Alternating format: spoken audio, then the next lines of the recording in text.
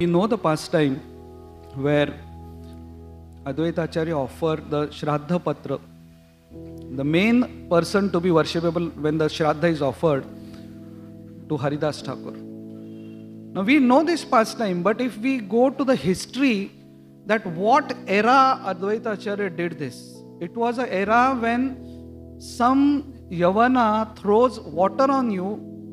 The Hindus used to reject you.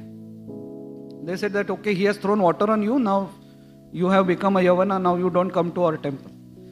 And Advaita Acharya and Haridas Thakur was a Mohammedan by his birth.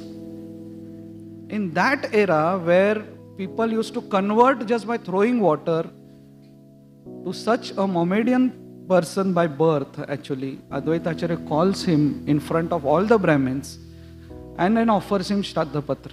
Actually, it requires a lot of courage to do this.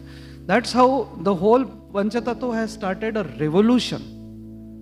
They revolutionized everything. That, this, what traditionally what you are doing is not. Here he is chanting. He is chanting means he is dear to Krishna. And that's what he taught us, that if anybody is chanting, we should be respecting that person. Namacharya Haridas Thakur is a very big personality. And when Lord Chaitanya appeared, that time both of them were dancing together. We hear of demigods, throwing flowers when Lord Chaitanya appeared. But here, this incarnation, Lord Chaitanya was such that Haridas Thakur is Brahma. Advaita Acharya is Mahavishnu and Sadashiva. So Brahma, Vishnu and Mahesh together were already on the earth and dancing.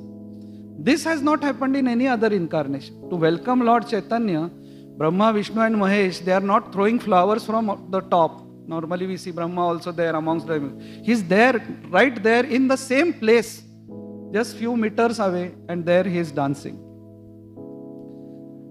And after this, all of us know that Advaita Acharya actually started offering water and tulsi leaf to the Shaligram Shila. And he started praying. He started praying so loudly that the Lord Krishna from Golok Vrindavan, he heard it and he had to descend down.